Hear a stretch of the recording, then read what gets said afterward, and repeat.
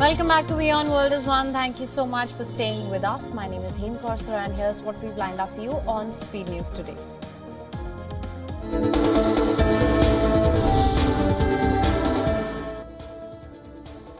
US President addressed the Democratic National Convention with thousands chanting, "We love Joe, we want Joe," reverberating across Chicago's United Center.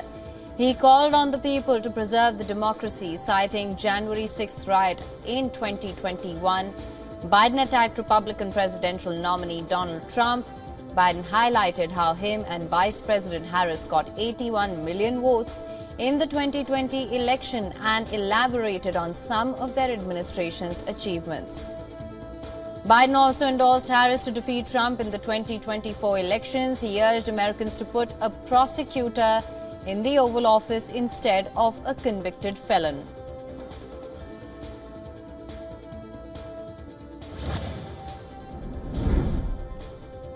U.S. Secretary of State Antony Blinken says Israel has accepted the latest bridging proposal on a Gaza ceasefire deal, urging Hamas to do the same.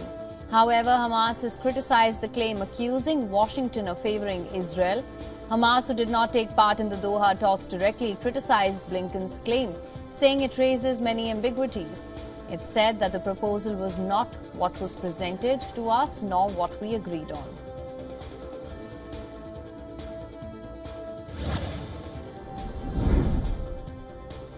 After meeting with Israeli Prime Minister Benjamin Netanyahu, U.S. Secretary of State Antony Blinken reiterated that the United States was fully prepared to defend Israel in case of any aggression by Iran or Hezbollah. Blinken said that Netanyahu promised to send an Israeli team to new talks scheduled this week in Cairo.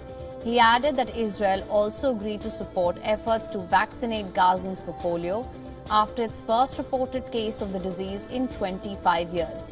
Blinken will now travel to Egypt and then Qatar to push for the truce. Meanwhile, Netanyahu said that he sought to free a maximum number of hostages in the first stage of a ceasefire deal.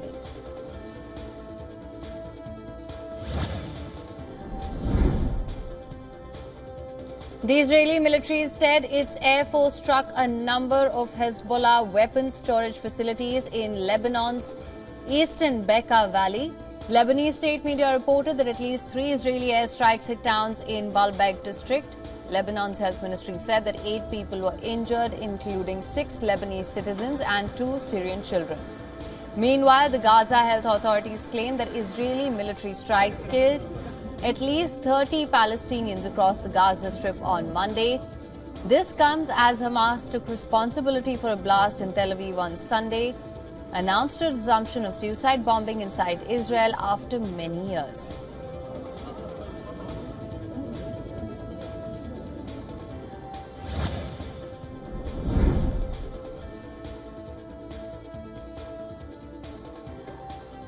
Russia has ruled out any peace talks with Ukraine. Ukrainian President Volodymyr Zelensky urged diplomats to organize a second round of peace talks this year, but the Kremlin aide has said that Ukraine's incursion had pushed peace talks farther away.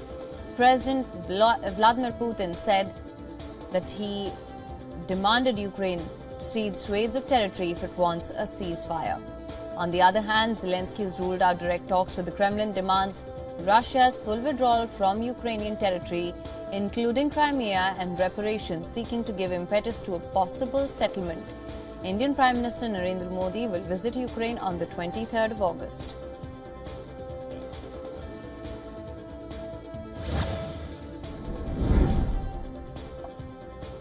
Ukraine continued its advancement into Kursk. President Volodymyr Zelensky said that Ukraine now controls over 1,250 square kilometers in 92 settlements in the Kursk region.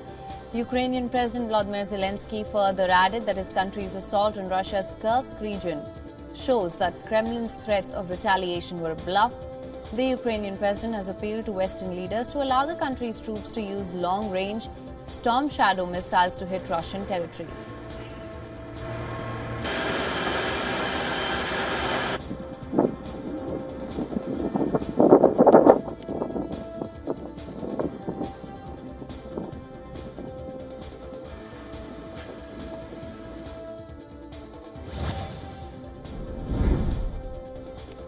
construction has started for a German military base in Lithuania. The base can accommodate up to 4,000 combat-ready German troops. The base, once completed by the end of 2027, will be the first permanent deployment for the German military since World War II. Up to 4,000 soldiers, storage and maintenance for tanks and other equipment, and shooting ranges of various kinds will be accommodated at the base in Rudenkai, which is near Vilnius, the capital, and just 246 kilometers from Russian ally Belarus. Lithuania's chief of defense estimated that the nation will spend more than $1.1 billion over the course of the following 3 years to establish the facility.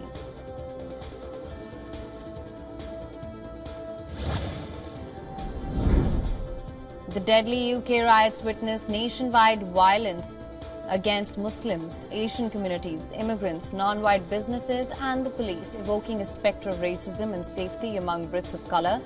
The violence began after misinformation about a deadly knife attack on young girls spread online. Further videos also circulated online of white men attacking people of colour across the country.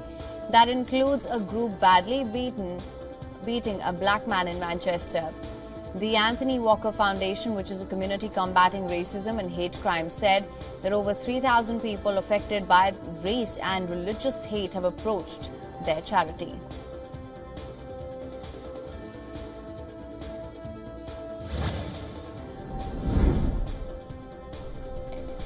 Italian authorities continue search and rescue efforts after a luxury yacht sank off the coast of Sicily.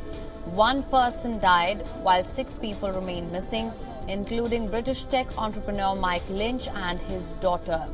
The Italian Coast Guard said that the British flag basin was anchored just offshore near the port of Porticello when it was hit by ferocious weather. 15 people escaped before the yacht went down, including Lynch's wife, Angela Caris. Survivors said the trip had been organized by Lynch for his work colleagues.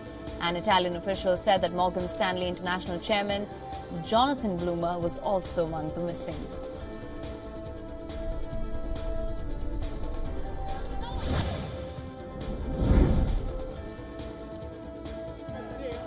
Protests continue in the Kolkata trainee doctor's rape and murder case. India's Supreme Court is currently hearing a suo motu case related to the matter. The plea seeks to widen the scope of judicial scrutiny in the case. Meanwhile, Sandeep Ghosh, the former principal of RG Medical Hospital and College, is in more trouble as West Bengal government formed a special investigation team on Monday, and that is to investigate financial irregularities at the hospital from January 2021. This comes as the move the Central Bureau of Investigation officers questioned Sandeep Ghosh for the 4th consecutive day in connection with its probe. CBI has appointed top woman officer ASP Seema Pahuja to probe the matter. ASP Pahuja, known as one of the sharpest officers in the CBI, has been assigned to investigate the matter.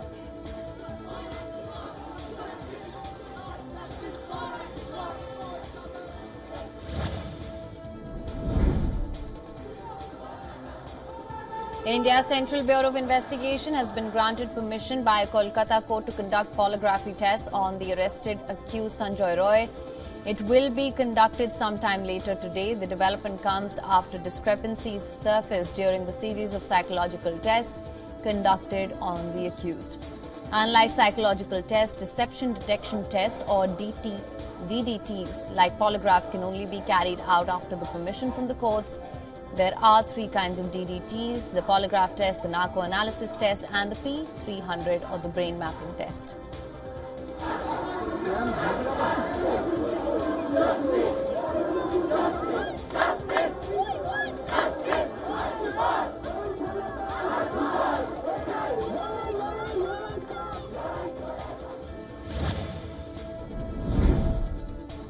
General Motors is set to lay off more than 1,000 salaried employees at its software and service units worldwide. According to reports, the job cuts include roughly 600 jobs at GM's tech campus near Detroit. GM said that the cuts came after a review of operations following the departure of Mike Abbott, Executive Vice President of Software and Services, in March, who left due to health reasons. GM informed last year that 5,000 of its salaried workers took buyouts to leave the company amid cost-cutting measures. This comes after hundreds of executive-level and salaried jobs were cut. In February 2023, GM joins the growing list of companies laying off employees as restructuring gains traction in 2024.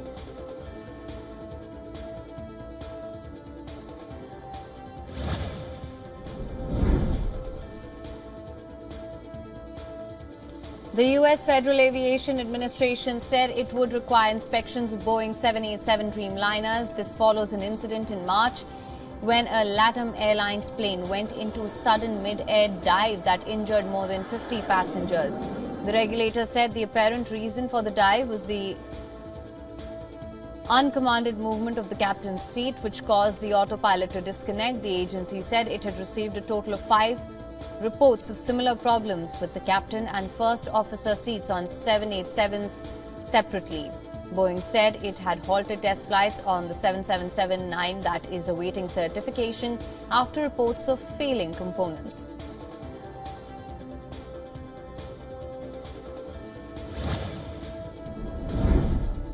Auditor PwC has lost its largest mainland China-listed client. Regulatory filing accessed by Reuters showed that Bank of China has now appointed EY for audits, adding to an exodus of clientele amid a regulatory investigation into its work on troubled property developer China Evergrande Group.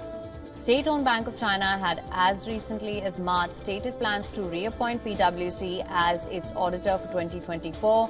But in a filing late on Monday, it said it plans to appoint EY. The decision will be submitted for shareholder approval soon. At least 50 Chinese firms, many of which are state-owned enterprises or financial institutions, have either dropped PwC as their auditor or cancelled plans to hire the firm in recent months.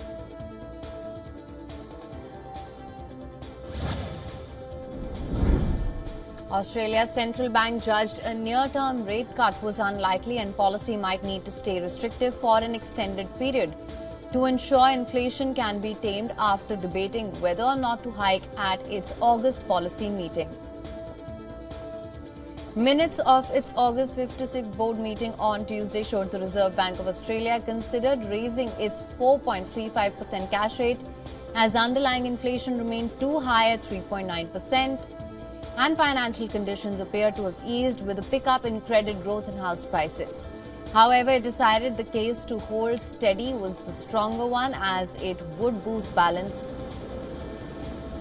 the risk to both inflation and the labour market.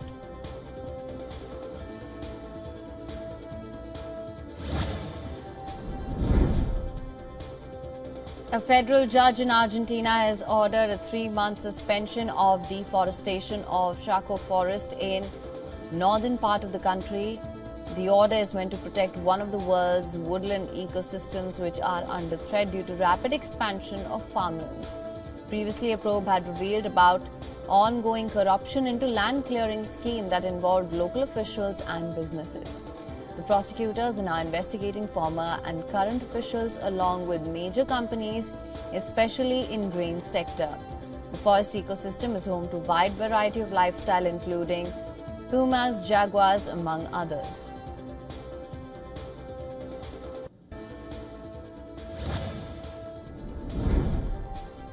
Azerbaijan's President Ilham Aliyev and Russian President Vladimir Putin have discussed the catastrophic shrinking of the Caspian Sea. President Aliyev in a statement said that he showed Putin the rocks that were underwater just 2 years ago and had recently come out a meter above the surface. Scientific studies have found that Caspian Sea's water levels are sharply fluctuating. He added that both leaders agreed to analyze the situation, which is now developing into an ecological disaster. Azerbaijan's ecology ministry said that climate change was responsible for increased evaporation in the largest inland water body of the world.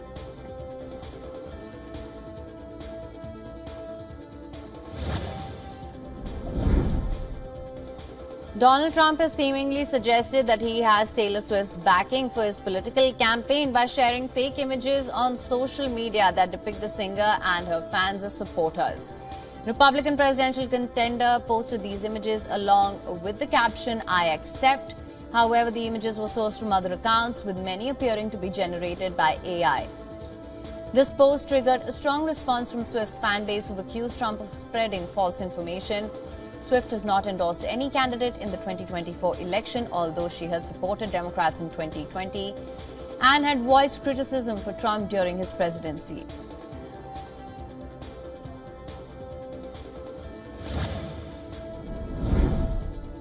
Water usage in Virginia's data center alley surged by nearly 60% since 2019. The U.S. state of Virginia hosts the highest concentration of data centers worldwide, including those operated by tech giants like Amazon, Google, and Microsoft. According to records, these massive facilities consumed over 7 billion liters of water in 2023, up from 4.2 billion liters in 2019. Environmental advocates are sounding the alarm about the anticipated surge in demand for computing infrastructure driven by AI.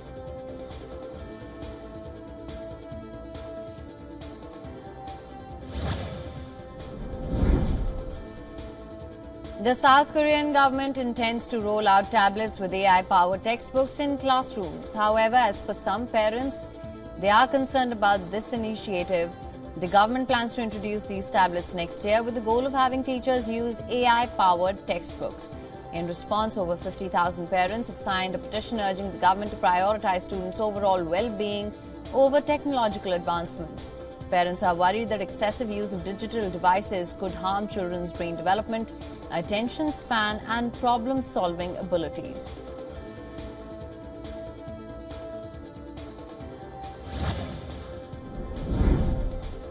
The Indian police have uncovered a major cybercrime network with links to Chinese handlers. It was found that the investment fraud racket extends from India's Haryana to Jalandhar in the state of Punjab. The local police have arrested a mobile phone shop owner from Rajasthan. It's alleged that the suspect was working for unknown Chinese handlers and had even travelled to Colombo to meet with them. Additionally, the police found contact details of 4 Chinese nationals on the suspect's mobile.